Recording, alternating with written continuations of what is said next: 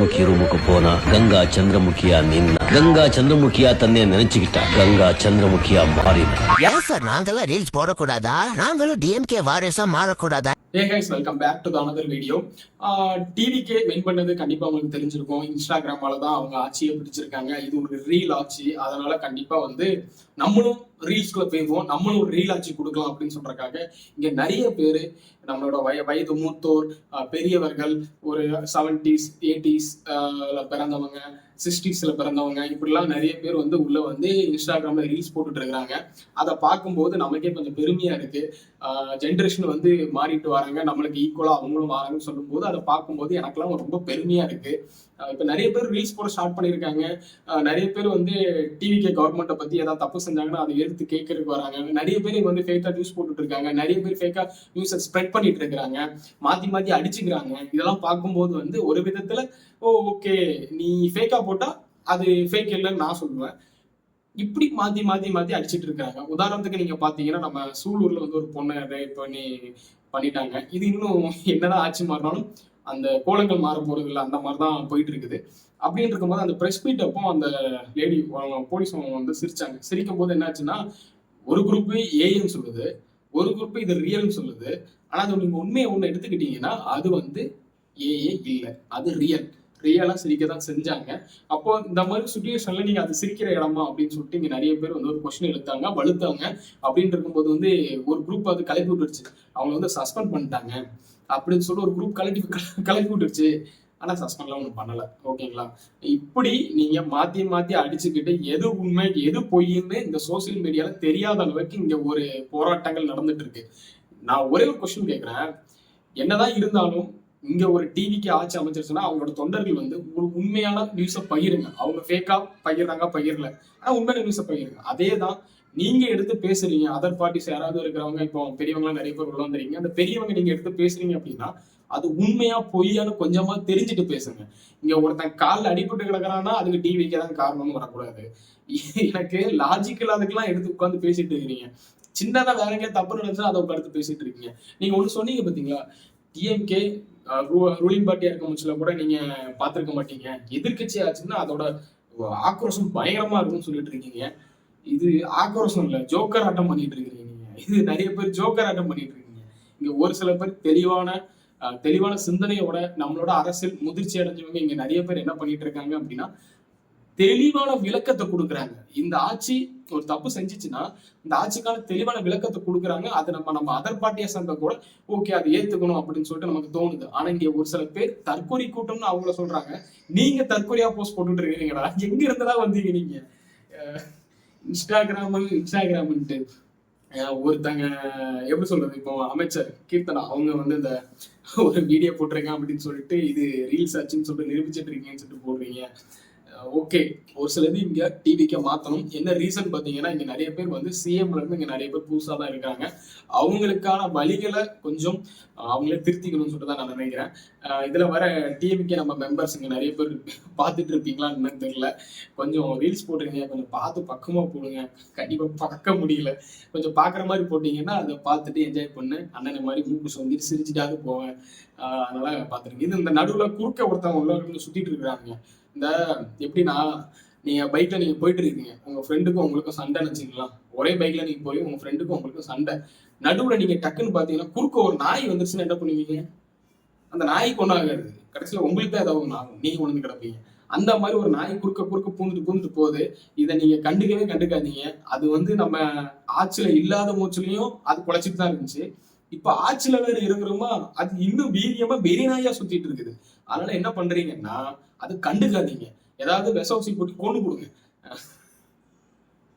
Sorry, நான் யாரையும் சொல்லல, குறிப்பிட்டு சொல்லல. இங்க ஒரு சில பேர் இன்னும் தற்கொலைத்தனமா பேசிட்டு இருக்காங்க. இது எல்லா கட்சியிலயும் இருக்கிறாங்க. டிவிக்கே எடுத்துக்கிடுங்க, டிஎம்கே எடுத்துக்கிடுங்க, எல்லா கட்சியிலும் இருக்கீங்க, எல்லாரும் பேசிட்டு இருக்கிறீங்க. இல்ல என்னன்னு சொல்லிக்கிறேன், நான் இந்த அரசியல் பேசுறதுனால எனக்கு அரசியல் ரொம்ப தெரியும் அப்படிலாம் நினைச்சு பேசுறேன். நார்மலா நான் ஒருத்தன் சாதாரண ஒரு யூடியூப் சேனல் மற்ற இடத்துல பேசுறதுதான் பேசிட்டு அரசியலுக்கு நான் வரக்கூடாதுன்னு இருந்தேன். அரசியலை பத்தி நம்ம பேசக்கூடாது, அது வேணான்னு சொல்லிட்டு தான் தூர தள்ளிட்டு போனேன். ஏன்னா அதை பேசணும்னா கரெக்டா பேசணும். நிறைய இது நம்மளுக்கே தப்பா இருக்கும். நிறைய பேருக்கு ஒரு குரூப்புக்கு பிடிக்கும், ஒரு குரூப்புக்கு பிடிக்காது. ஒரு குரூப் ஒருத்தங்க அவங்க நல்லா பண்ணிட்டாங்க அவங்கள பத்தி பேசணும்னா நீங்க என்ன சொல்லுவீங்கன்னா நீங்க தற்கொலை அப்படின்னு சொல்லிட்டு பேசுவீங்க. அந்த தற்கொலை கூட்டம் நீங்க சொல்றீங்கல்ல, அந்த தற்கொலைகள் நீங்க சொல்ற மாதிரி தற்கொலைகளே அவங்கள வச்சுக்கிட்டாலும் அவங்க தப்பு செஞ்சாலும் நான் இங்க கேட்கதான் போறேன். அது இங்க கரெக்ட் நான் சொல்ல மாட்டேன். இப்ப விவசாய பயிர்க்கடன் தள்ளுபடின்னு சொல்லிட்டு போட்டுட்டு இருந்தாங்க. 50% தான் தள்ளுபடி.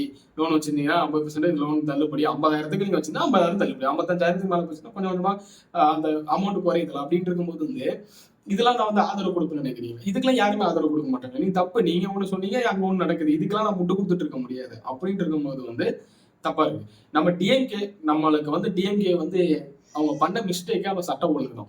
என்ன நடக்கும்னா டிஎம்கே ஆட்சியில ஏதாவது ஒண்ணு தப்பு நடக்குதுன்னா என்ன பண்ணுவாங்கன்னா அது தப்பே நடக்காத மாதிரி கண்டுக்காம போயிருவாங்க. உதாரணத்துக்கு பாத்தீங்கன்னா நம்ம தூய்மை பணியாளர் அவங்க போராட்டம் நடக்கும் அவங்க என்ன பண்ணாங்கன்னு சொல்லிட்டு பாத்துட்டாங்க. அப்ப நீங்க அதெல்லாம் சரி பண்ணிருந்தீங்கன்னா கண்டிப்பா இந்த தடவை நீங்க தான் ஆட்சிக்கு வந்திருப்பாங்க. என்னதான் நீங்க சொல்றப்ப திரைக்க வச்சு இல்லைன்னா ஒரு ஆக்டர் வந்துட்டாங்கன்னா அவரு ஒரு 1% வாங்கிட்டு அப்படியே ஒரு சீட்டோ 2 சீட்டோ சீட்டை ஜெயிக்க அனுப்பி தான் போயிருப்பாரு.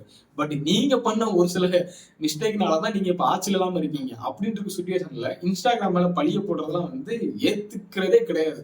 ரெண்டாவது என்ன சொல்றீங்க, சின்ன குழந்தைங்களாம் சேர்ந்து ஓட்டு போட வச்சுட்டீங்க அப்படின்னு சொல்லிட்டு இதெல்லாம் லாஜிக் கிடையாதுங்க. போட்டுக்கலாம், ஏதோ 1-2 பேர் போட்டுக்கலாமே தவிர எல்லாரும் அதை சொல்லிதான் போட்டாங்க அப்படின்னு சொல்றதெல்லாம் ஒண்ணுமே கிடையாது. சைலண்டா எல்லாரும் ஓட்ட குத்திட்டு வந்துட்டாங்க, நீங்க 2 பேருமே வேணாம் அப்படின்ட்டு. அதே மாதிரி இன்னொருத்தர் இருந்தாரு, நம்ம எடப்பாடி என்னெல்லாம் சொல்லும் போதுல ஸ்டெர்லைட் இஷ்யூ எல்லாம் பேசும்போதுல நான் டிவி பார்த்தா தெரிஞ்சுக்கிட்டேன்னு சிரிச்சுட்டு போனாரு. இப்ப எல்லாம் நீங்க முன்னாடி பண்ணதுனாலதான் இப்போ நீங்க அனுபவிச்சுட்டு இருக்கீங்க. அதெல்லாம் திருத்தி நீங்க ஸ்ட்ரக்சர் பண்ணுங்க. ஃபேக்கான நியூஸை ஸ்ப்ரெட் பண்ணாதீங்க, கரெக்டான நியூஸை பத்தி பேசுங்க. முக்கியமா ஆபாசமா பேசாதீங்க. இங்க ஒரு சில பேர்லாம் காண்ட்ல ரொம்ப கொஞ்சம் ஆபாசமா பேசிட்டு இருக்கீங்க, அதை நிப்பாட்டுங்க. அரசியல் புரிதல்னா என்ன, அரசியல்னா நான் என்ன புரிஞ்சுக்கிட்டேன்னா ஒருத்தங்களை டேரக்டா நான் இங்க பேசுறது ஒண்ணு ஏடிஎம்கே, டிஎம்கே, டிவிகே இந்த கட்சிகளை தான் பேசிட்டு இருக்கேன். இந்த குறுக்க வர்ற மாதிரி இந்த சீமான் அண்ணன் தம்பிகள் அவங்க எல்லாம் வராதிங்க. அவங்க எல்லாம் தனியா போட்டு வெளுத்துட்டு இருக்கேன், அவங்கள விட போறது இல்லை. மத்தவங்களுக்காக நான் பேசிட்டு இருக்கேன். மத்த கட்சிக்காரங்களாம் என்னன்னா ஒரு புரிதலோட பேசுங்க. இந்த சீமான் அவங்க கட்சி சேர்ந்தவங்க மட்டும் தான் புரியாமே பேசுவோம். நீங்க அவங்க கிட்ட ஒரு 5 நிமிஷம் பேசி பாருங்க. 5 நிமிஷத்துல இல்லடா அண்ணன் இதை பண்றா அதை பண்றான்னு ஏதாவது சொல்லுங்க. முதல்ல பொறுமையா பேசுவோம், அதுக்கப்புறம் கடிக்க வந்துடும். அது வெறி பிடிச்ச கடிநாயங்களா மாறிட்டு இருக்காங்க. அப்படின்னு இருக்கும்போது தயவு செஞ்சு அவங்ககிட்ட எல்லாம் பேச்சு கொடுக்காதீங்க. அவங்ககிட்ட எல்லாம் ட்விட்டரோ இன்ஸ்டாகிராமோ யாருக்கிட்டமே எல்லாம் இருக்கீங்கன்னா அதுகிட்ட எல்லாம் ரிப்ளை கூட போடாதீங்க. அவனை கண்டுக்காதீங்க. அது லாஸ்ட் வரைக்கும் குறைச்சிக்கிட்டே இருக்கும். ஒருத்தலாம் யூடியூப்ல குறைச்சிட்டு இருக்கான், அவன் குறைச்சிக்கிட்டே இருக்கட்டும், அவனை கண்டுக்காதீங்க, விட்டுருங்க. ஏன்னா அதெல்லாம் எப்படின்னா நீங்க அது டிஎம்கே பத்தி குறைக்கும், எல்லாத்தையும் பத்தி குறைக்கும். அது விட்டுருங்க. அது அதை பேசினாலே நமக்கு ஆட்டங்கன்றதுதான் அப்படி ஒரு வெறியா இருக்குது. அவனுக்கு மேல நம்ம வெறியாயிரும் போல. அதனால அந்த டாபிக்கே விட்டுருங்க. மற்ற கட்சிக்காரங்களாம் கொஞ்சம் ஒரு அரசியல் மாண்போட கொஞ்சம் பேச தெரிஞ்சுக்கிங்க. இங்க ஆபாச சண்டை போடுறதுல உங்களுக்கு எனக்கு ஒண்ணு கிடைக்க போறதில்ல. அதனால பார்த்து நிதானமா ஒருத்தங்கிட்ட பேசும்போது பார்த்து நிதானமா பேசுங்க.